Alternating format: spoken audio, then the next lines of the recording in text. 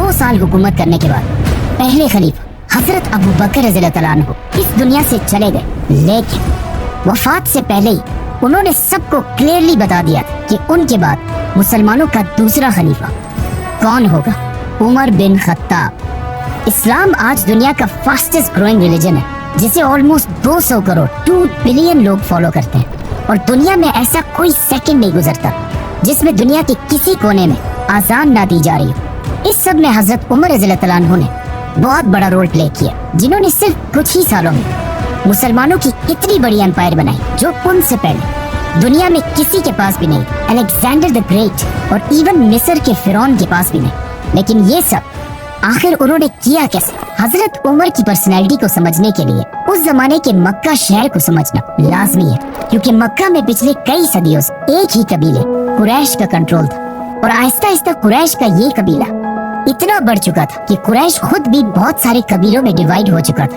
और इन कबीलों के दरमियान अब मक्का में पीस बरकरार रखने के लिए हर कबीले को अलग अलग जिम्मेदारियां दी गई थी। कुरैश के 3 सबसे ताकतवर कबीले थे, जिसमें रसूलुल्लाह सल्लल्लाहु अलैहि वसल्लम के कबीले बनु हाशिम के पास कुरैश की रिलीजियस पावर थी, क्योंकि मक्का काबा की वजह से अरब के रिलीजन का सेंटर था, और बनु हाशिम के लीडर्स थे अब्दुल मुत्तलिब और उनके बाद अबू तालिब। कुरैश का दूसरा ताकतवर कबीला था बनु उमैया। ये कबीला कुरैश में सिर्फ और सिर्फ एक चीज की वजह से मशहूर था, पैसा।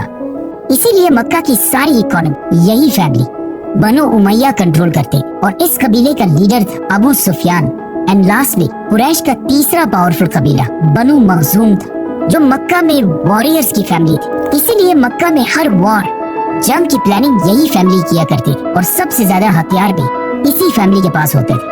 और बनु मखजूम का लीडर सबसे पावरफुल लीडर्स में से होता था, जिनमें से एक को अबू जहल के नाम से जाना जाता है। लेकिन हजरत उमर रज़ियल्लाहु अन्हु का ताल्लुक इन तीनों कबीलों में से एक के साथ भी नहीं था।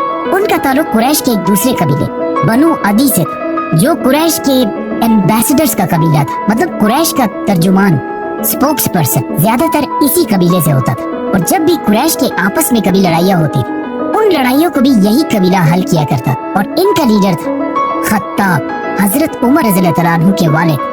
इसीलिए हजरत उमर की पर्सनैलिटी की ये साइड कि वो किसी भी बड़े मसले को बहुत ही आसानी से बातचीत और डिबेट के साथ हल कर लिया करते थे। उन्हें अपने वालिद के कबीले बनु अदी से मिली। लेकिन हजरत उमर रज़ियल्लाहु अन्हु की पर्सनैलिटी का एक दूसरा एंगल भी था, जो हम सब बार बार सुनते रहते हैं कि वो बहुत ही गुस्से वाले इंसान थे, और बात बात पर दूसरे का सर काटने के लिए तैयार हो जाते थे। हजरत उमर की पर्सनैलिटी का ये ट्रेट उन्हें अपनी वालदा हंतमा बिन्ते हिशाम से मिला था, जिनका ताल्लुक बनु अदी से नहीं बल्कि